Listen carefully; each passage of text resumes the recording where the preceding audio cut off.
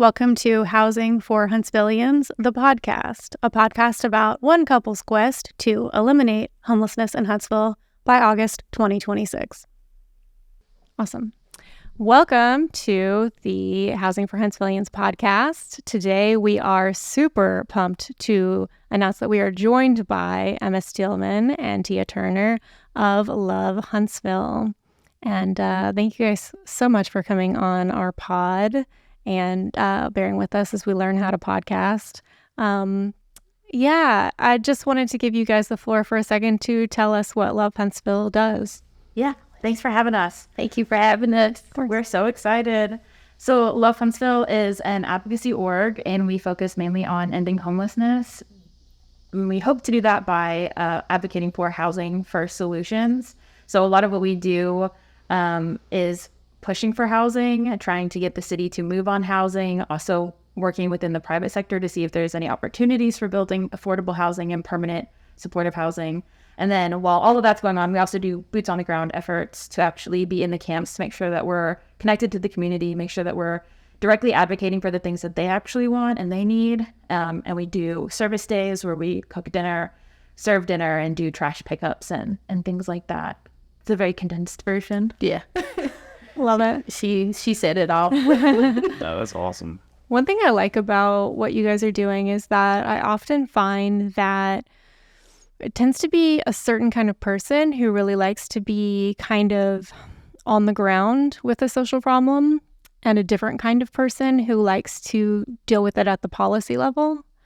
And that's understandable. It kind of takes two different skill sets and, interests. But it means that often the people on the ground don't understand the policy, and the people implementing and advocating for policy don't understand the situation on the ground. So I like that you guys are kind of attacking the problem from both angles. Are there any other ways that Love Huntsville differs from other organizations locally that are working on homelessness? I would say, for the most part, we have a lot of organizations in Huntsville that are great, but they kind of hit just mostly of like the need-based issues, the service-based issues, and like the advocacy portion is always missing. So the thing that we've kind of come across the most is that the lack of that just per se. And so one of our biggest issues has been with us trying to get other communities that deal with the unhoused issues within our community is to kind of tackle it from a policy standpoint. And I think even a lot of the people that we've been able to organize with and work with, a lot of them, we've been working a lot, try to get them to see why, especially like the working with the government is so important. And so a lot of times it's just a lot of just kind of going over and explaining it and just trying to have them realize like why it's important. Totally. That makes sense. I think one thing that we kind of harp on is that homelessness is a policy choice. So I love that you guys are working on policy, like I said. And this is something that, and if you guys don't have the answer to it, I totally understand. But it's something I put out a call on my social medias, and I was like, what are your most pressing questions about homelessness? To inform, who we had on and what kind of questions we asked. And one of the things that somebody asked was, if you are experiencing or at risk of experiencing homelessness, like what should you do first, second, third? And so what would you recommend based on what you know if someone in Huntsville is in that position? Like what are the steps they should take? I think that that's a really great question, because I think we don't always do a lot of do a great job with taking preventative measures. There's organizations like the COC, which is the Continuum of Care, that people can always connect to. It is under a governmental body for Huntsville City.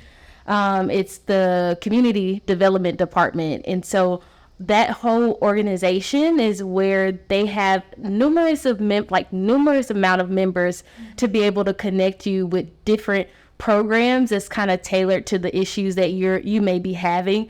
So I think really trying to utilize community resources like the Continuum of Care, going out to and reaching out to them, they're going to always, I feel like they have a good amount of members that tackles different things, transitional housing, preventative things like that, need-based needs and things like that. So I think continuum of care, I would say that. Would you say anything? Yeah, I agree. There's some orgs that do more when it comes to preventatives. Unfortunately, I feel like we don't have enough funding going to it to actually help all of the people in Huntsville who need it. But the Catholic Center for Concern is one that does rental assistance, and we've had a few clients work with them, and they're very quick to respond, and have kept them from going back onto the street multiple times. And St. Vincent de Paul has also helped us quite a few times with that.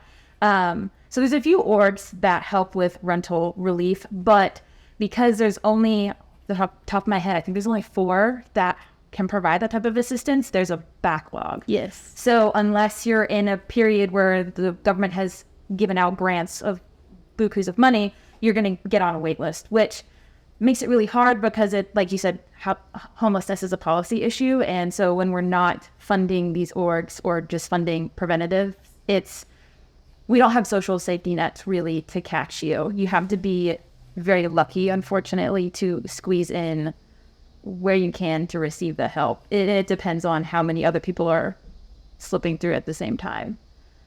And it's ironic because, and this is something we spoke with our first guest about, was that it's ironic that these programs are underfunded in that homelessness is very expensive. Mm-hmm. Yeah. So it's truly one of those issues where an ounce of prevention is better than a pound of cure.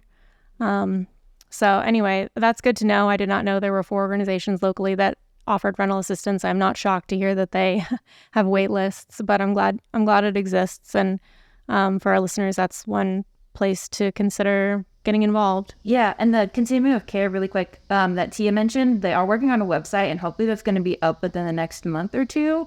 That's the COC.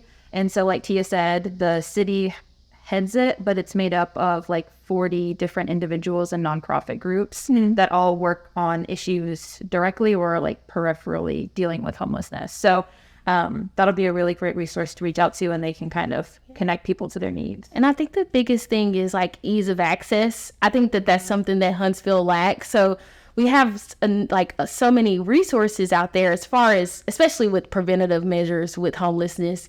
But people don't know where to really go. And then when they do find them, like Emma said, it's like backlog. So that's a lot of what we've kind of come across. Yeah. I was reading the California study on homelessness from the Benioff UCSF study, largest study of homelessness since the 90s, I want to say. Anyway, and I was just not really surprised, but definitely disheartened to see the large percentage of people experiencing homelessness who were not aware of the services that were available to them. And so it's like, well, it doesn't help to have it be available if the people who need it don't know it exists or how to get it. So that's another reason I wanted to ask about that. I also saw that Love Huntsville had, I want to say written, or at least played a big part in an open letter to, I want to say, the city council about homelessness sweeps. And I very much appreciated that. And so I wanted to talk about the sweeps as well as other local policies or practices that exacerbate rates of homelessness, and then how damaging homelessness is to people who experience it. Yeah, that's such a good topic. Yeah, and I know we can let you go. Your team. So we started all because we got involved in a sweep that we didn't know what was happening. We both had worked in the voting rights realm, and it's not impossible, but it's nearly impossible to vote if you're unhoused in Huntsville. And so we were trying to see if there's like way we can like get around those barriers, whatever. And we were at a camp, and we had heard about that they were going to be evicted that Friday. I think it was a Wednesday. And we were going around and asking everybody like, well, who's helping y'all move? Because there was over 100 people still with all of their stuff. And they were like, no one's coming to help us move. And we're like, well, okay, well, what happens if you don't move? And they're like, they arrest us or trespass us and take us to jail. And then they throw away all of our stuff anyway. So Tia and I were like, oh my God, and we don't know what to do. So we decided to rent a U-Haul and call all of our canvassers that helped with the voting efforts. And with a one U-Haul, we were able to move everybody with the team and some pickup trucks that day to a safe piece of property. No one got arrested, and we got to keep everybody's stuff safe for the day. But that really exposed how cruel our city does sweeps. And I know so many cities across the country do it the same way. And that's kind of why when there's big evictions on city-owned land, we tried to stop them or make sure people's rights are protected, because we saw like how bad it is when no one's looking, like what their intentions are. I don't know if you want to think over from here, because I'll just keep. Yeah, so you're good. So kind of like Emma said, sweeps have been something that the city has been using as a tool really to kind of hide or put away our unhoused community. They've used it like before Emma and I came along, and I'm sure that there's been other organizers and advocates. We have quite a few on our team that are like the older generation, and they help us now, and they've been advocating for quite some time. But it really wasn't being highlighted in the way that it's been highlighted over the past 2 years. And that letter that we worked on with SPLC, Huntsville Bail Fund, Alabama Rise, ACLU, it was really to try to like highlight what was happening in that very moment. There's been 8 sweeps of the really big camps, but there's been double-digit sweeps. Yes. If you count all the private property ones. Yes, since 2021. Yeah, 2021. And so the tools that we've kind of seen the city kind of utilize have been really either throwing people in jail, giving them citations for trespassing, things like that. And unfortunately, it's been to the detriment of a lot of our unhoused community. We've lost so many people as far as like just knowing where they are. So many people have just been like it, and I don't think we realize that when you're unhoused, you're already in survival mode. But when you get displaced even further in a sweep, or when they're closing down a camp, it throws them back even further.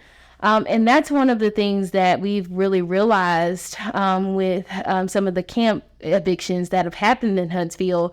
We've had people quite honestly die after encampment evictions because they're pushed out further to the county where they don't have ease of access to certain resources like healthcare facilities and things like that. And so very shortly after they pass away, because they just don't have that support base that they need, unfortunately. And so we've seen a lot. And if you can say your question one time, it'll help me to remember all of the aspects that you were mentioning.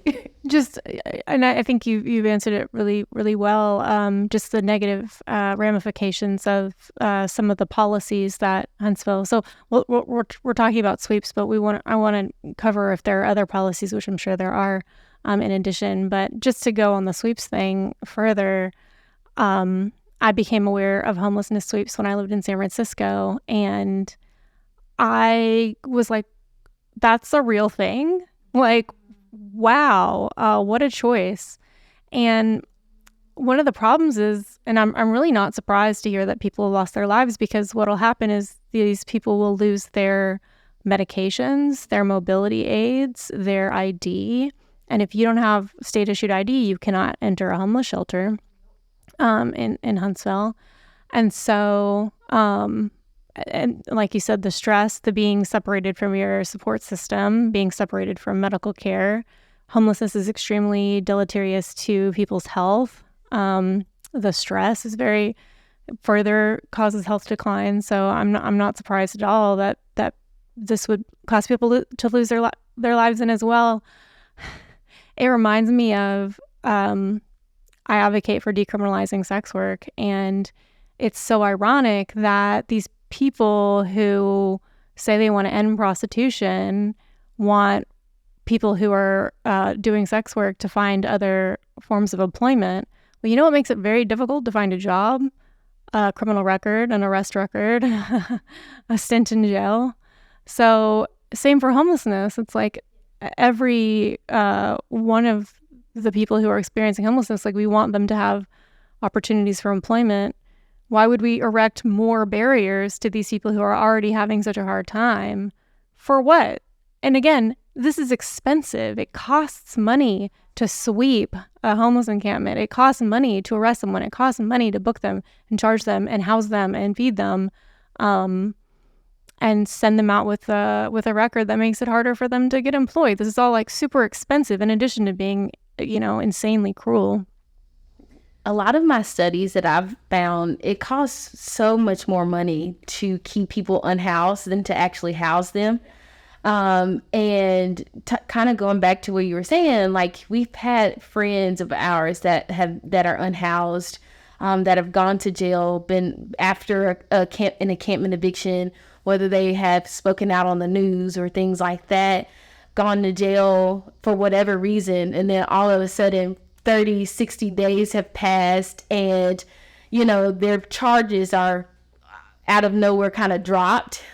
Just kind of, I think really I guess the presence of HPD, just being in the camps is so detrimental, because if they don't like a person or if they don't like that they've spoken out, they get picked out of different groups of people and they're thrown into jail for just like whatever reason that they've decided to issue them a citation and take them into jail. And so I don't think that we even realize what that does for them even mentally.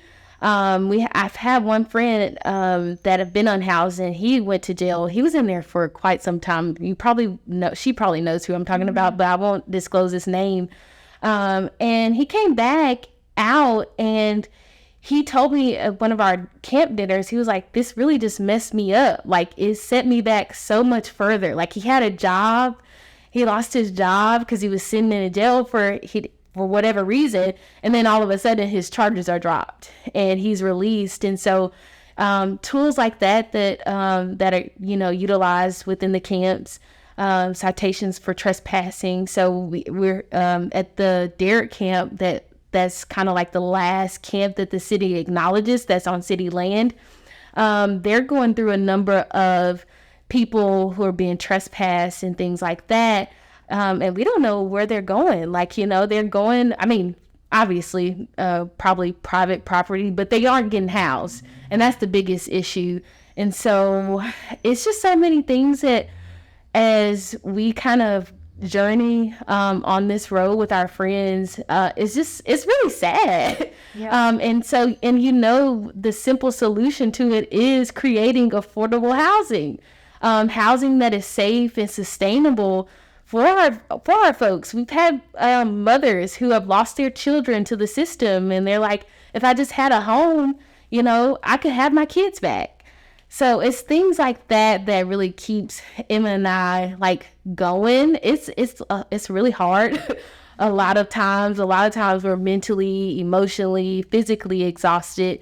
But to know that we're making some type of impact is what really matters. And so as we kind of continue to help play a part of pushing the city forward, I think we're going to break through. It may take a couple of years, but I got it. We're working on it. If I can, I'd like to go back and talk a little bit on another part of the question about policies that the city has. Yeah. Fun fact, it's none. Yeah. There's no policy surrounding homelessness in Huntsville. We have been asked at one point by a city council person to make the master plan for homelessness in Huntsville, which is something that administrations do. We have master plans for greenways, we have master plans for sidewalks and all these things, but Huntsville has never had one for homelessness. And so when Tia's talking about the cops coming in and picking out people, arresting them for trash, that's been a new thing. Yes. You're littering now on our city land, so we're going to arrest you for that, even though that's your home and your belongings. Mm-hmm. The Tommy Battle and his administration, off the record, unofficially have allowed HPD to run these camps how they see fit, and they have complete free reign. Mm-hmm. And we have CRO officers who get stationed, a community resource officer who gets stationed at each camp, and you are now like the ruler of that camp. You can make your own rules. You can kick out whoever you want. Yeah. You can punish whoever you want for whatever reason you see fit. So there's no consistency. So community when you're homeless is so important because you have to look out for each other. You have to help each other. And the police come in as the arms of the administration and just terrorize and do everything that they can to tear them apart because there's no policies to tell them no.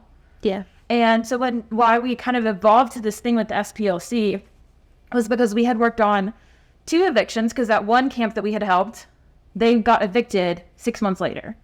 And so we were back out there with the U-Hauls and we had caused such a ruckus that now other nonprofits were there, the police were there, and it was a whole to-do. And we're trying to get people and their stuff safely moved. And tents had been slashed, allegedly by HPD. And property damage is being done by the police and nothing was happening. So we're calling city council people, we're calling other nonprofits to be like, you're seeing this, right? Like this is cruel. You can't be doing this. No, nothing was done after that. So the next eviction, we're calling everybody. So we called SPLC and the ACLU and we're like, what can we do? Mm-hmm. And so they helped us. And the goal was to stop the eviction. Obviously, that wasn't, we didn't quite get there, but there were progresses made. There were no bulldozers the day of the eviction. They had 2 weeks where the city could not touch anybody's property so that people could move and then come back and get their stuff, which was huge. No one got arrested that time. There was something else, too, that was included in that big demand letter that we had done. But it was mainly property rights. And the SPLC came down and they helped us. Like, they did that day. They had their own U-Haul and they got to see it all. And so we've been able to, thankful for their partnership to work on more policies because we have to have something because this is just there's no checks and balances here. I did not know about HPD. I did not know about the connection between a person experiencing homelessness speaking out about homelessness and then a subsequent arrest. I'm not making a claim about a connection, but at least temporally there's a connection there. I did not know that there were HPD posted at camps on city property. I mean, and luckily, it's never worked out poorly to have an unaccountable arm of the state run a camp.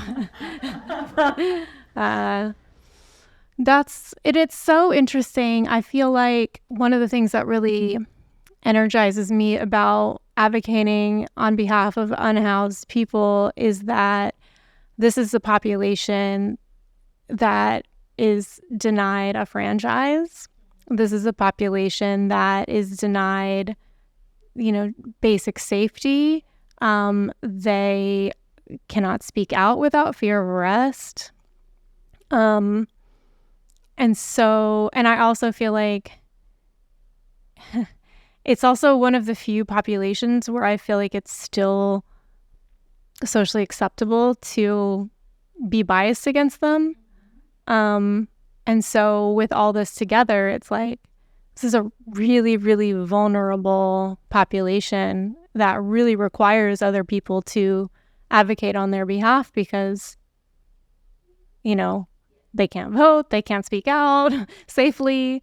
Besides just how, tiring and difficult it is to, get the word out, even if you've got a bunch of resources, but, they do not. So thank you for sharing that information. It's maddening, but really, really important for people to know. Yeah, we, kind of like what Emma was saying, I think that the biggest thing is from a policy standpoint, it's getting more groups really involved.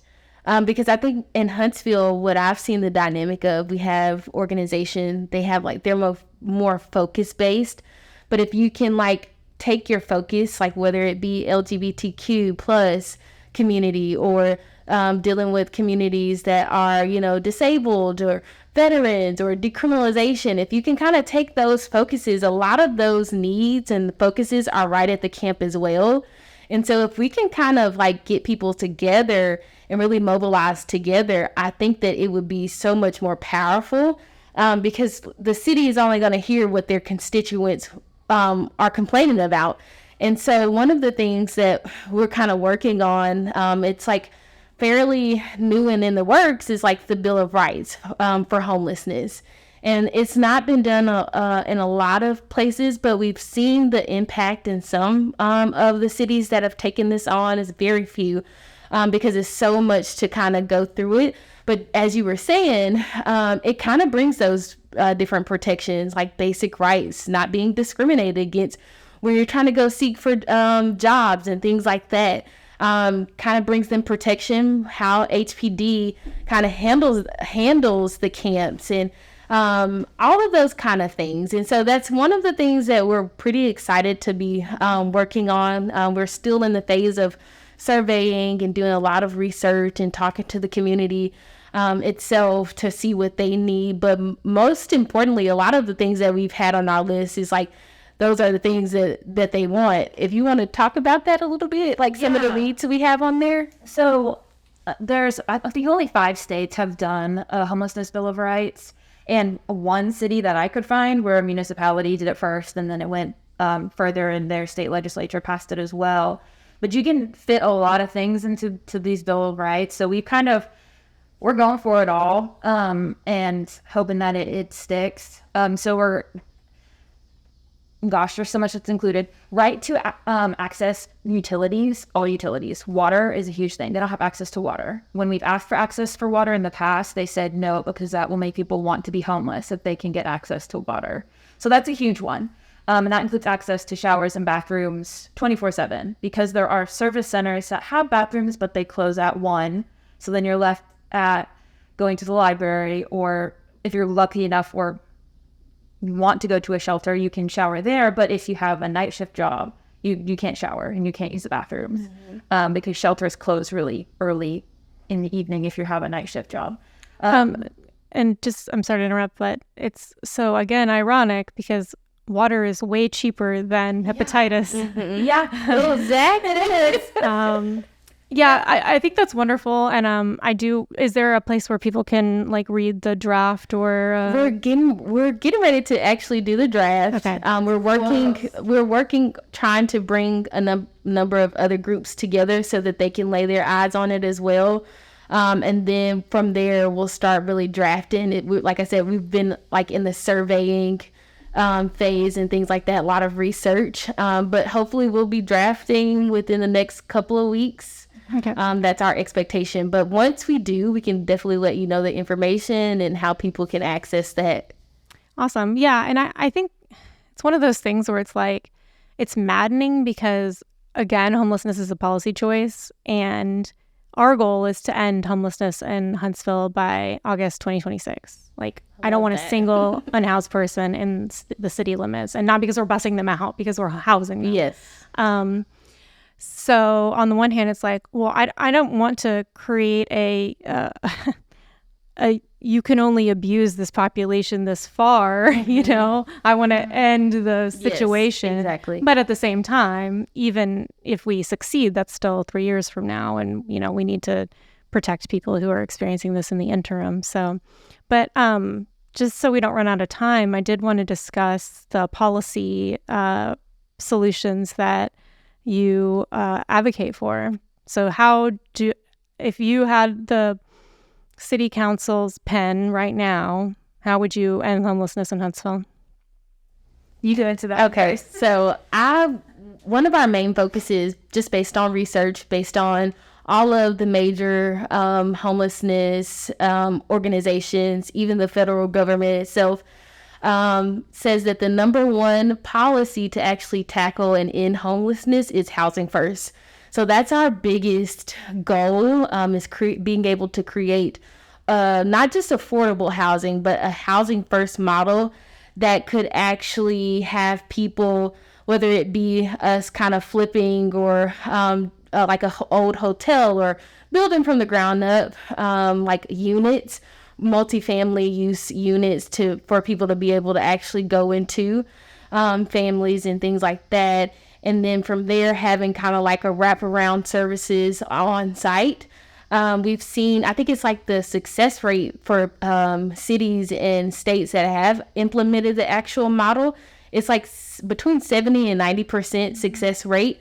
And so I know California during their time, I think it's called Home Key.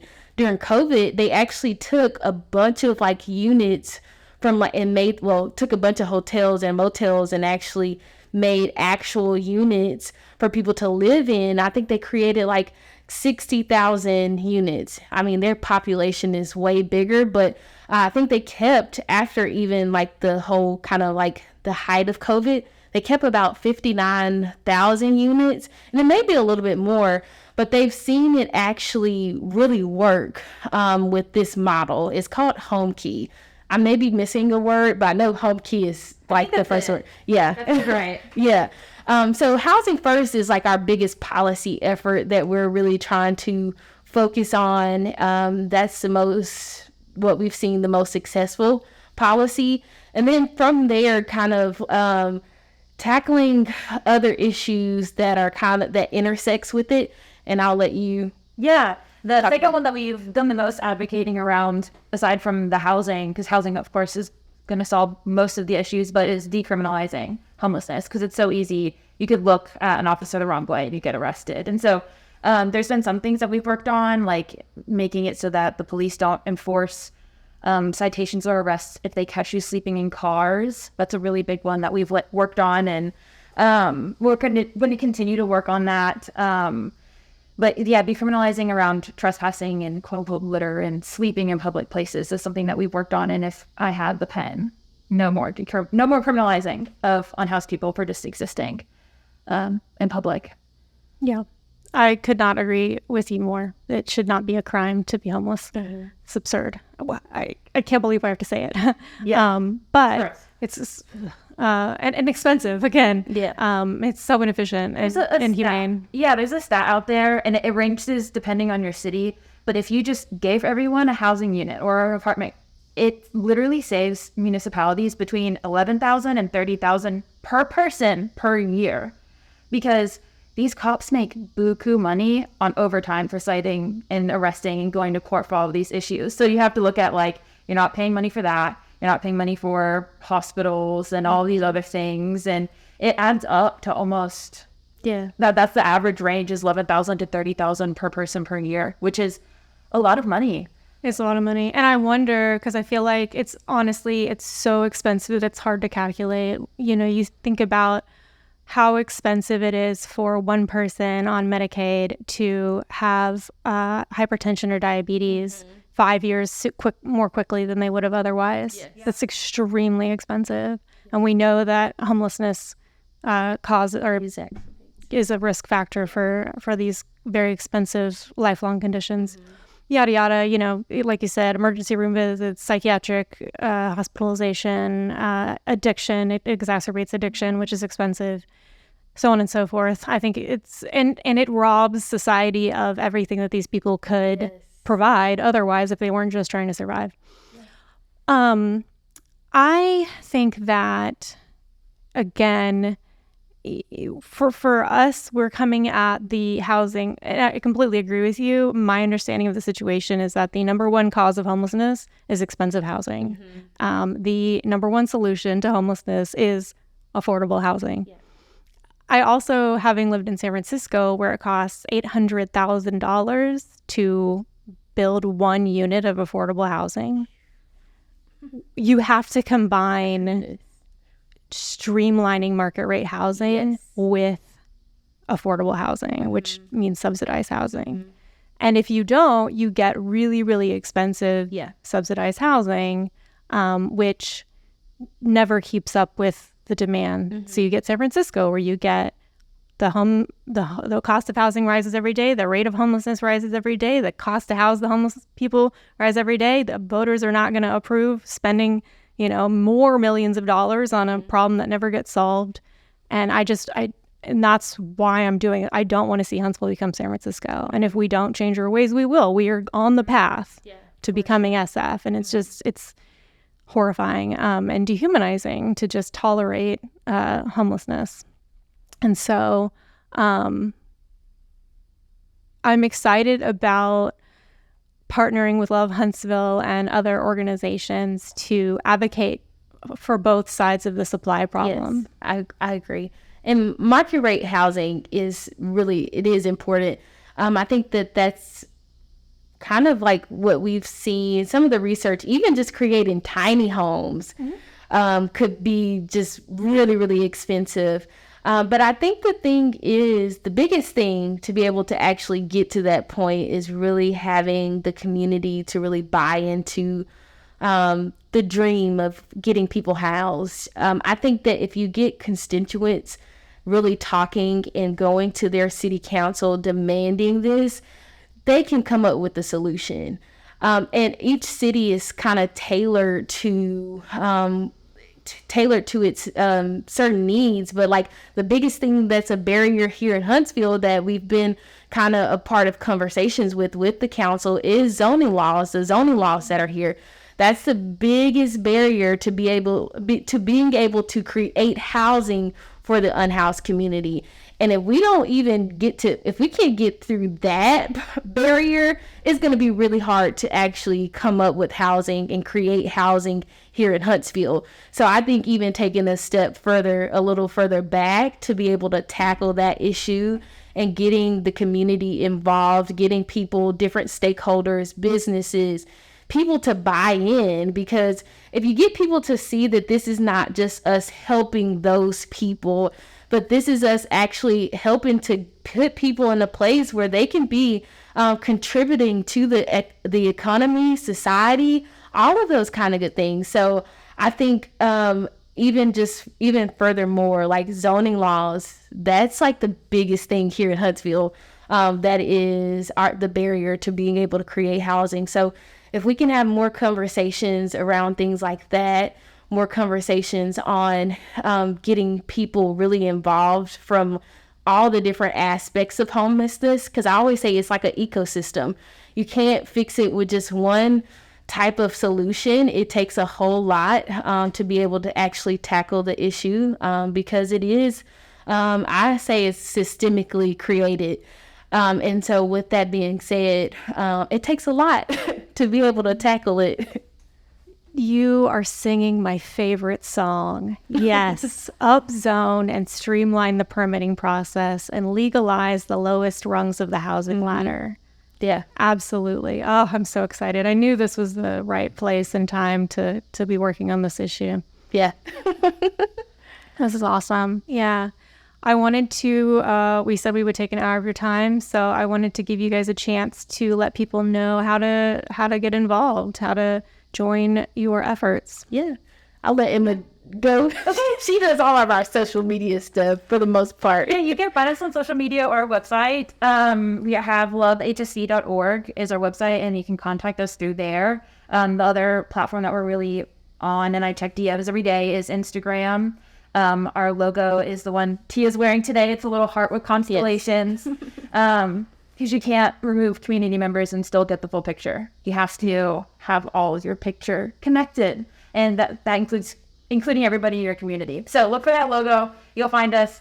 And you can send us a DM on Instagram, and we'll be able to tag you up with our team. We go out every other Sunday and feed dinner, usually home cooked, and we give full course meal, meat and sides, different variety every time, and drinks and desserts. And we have a really good time, and then kind of connect with the camp and see if there's anything that we need to accomplish, like trash pickup so the cops lay off, stuff like that. We'll do projects like that as well. And then we also, on those days, we have other orgs that come out too. We end up having a real good time. So you can find us there, and we'd love to have you. Yeah. And if you go on lovehsv.org, you can go to the tab get involved, and it has very tailored things that people can get involved with, and it sends us a message. So that's a great way as well.